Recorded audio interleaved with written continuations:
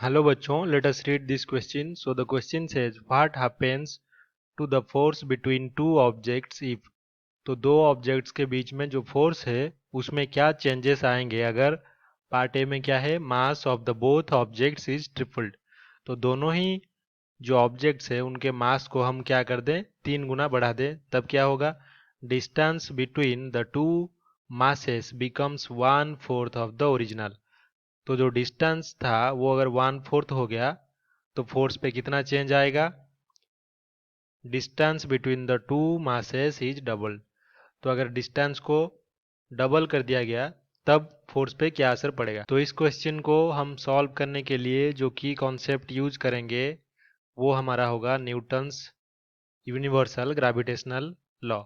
तो ये क्या है, Newton's universal law of gravitation. तो इस लॉ के मुताबिक जो फोर्स ऑफ अट्रैक्शन होता है टू मासेस के बीच में वो क्या होता है, capital G into m1 m2 divided by R square. यहाँ पे m1 और m2 क्या है, दोनों बॉडी के मास हैं रेस्पेक्टिवली, और r क्या है, दोनों बॉडी का जो सेपरेशन है r उसका स्क्वायर। तो अभी एक के बाद एक पार्ट को सॉल्व करेंगे।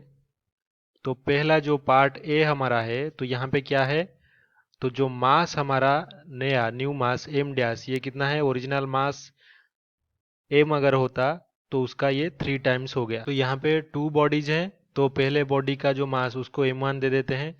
तो जो ओरिजिनल मास m1 है उसका 3 टाइम्स हो जाएगा m1 डैश। तो इसी तरह से दूसरे बॉडी का नया मास जो होगा m2 डैश, ये इक्वल्स टू हो जाएगा इसका पहले जो मास था यानी कि m2 और उसका 3 टाइम्स। तो इससे जो न्यू फोर्स हमारा होगा, force new is equals to G into नया जो मास है वो कितना है, m1 डैश कितना है, 3 m1 into 3 m2 divided by distance तो चेंज नहीं हुआ है तो ये आर स्क्वायर।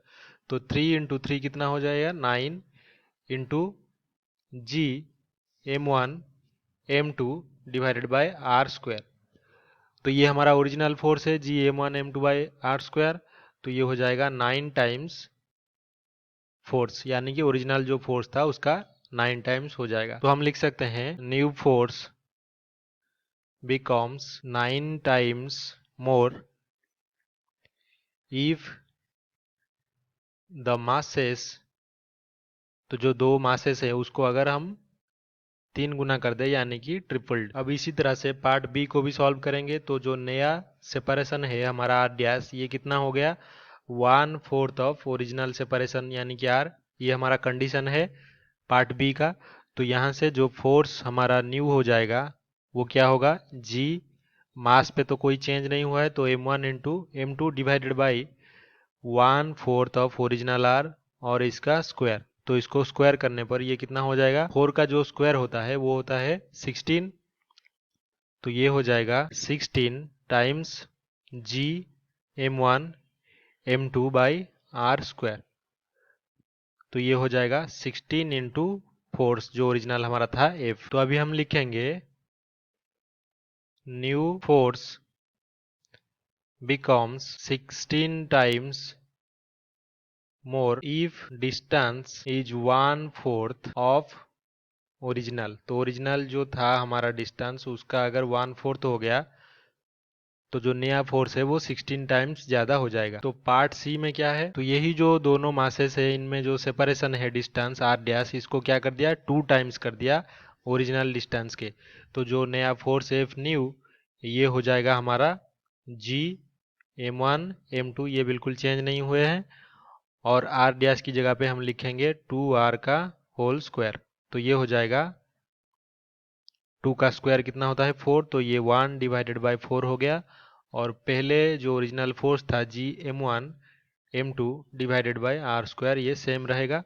तो ये हो जाएगा 1/4 ऑफ ओरिजिनल फोर्स। तो यहाँ से हम लिख सकते हैं the new force becomes 1/4 of the original force if distance is doubled. तो डिस्टेंस अगर डबल कर दें तो जो नया फोर्स है वो 1/4 हो जाएगा ओरिजिनल फोर्स के। तो फाइनली हमारा जो 3 आंसर होगा वो क्या होगा, पार्ट ए के लिए फोर्स हमारा 9 टाइम्स ज़्यादा हो जाएगा अगर मास हम 3 गुना कर दें।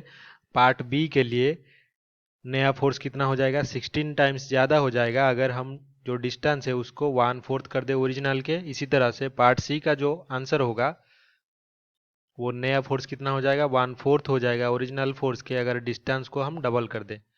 I hope you have understood this well. Best of luck.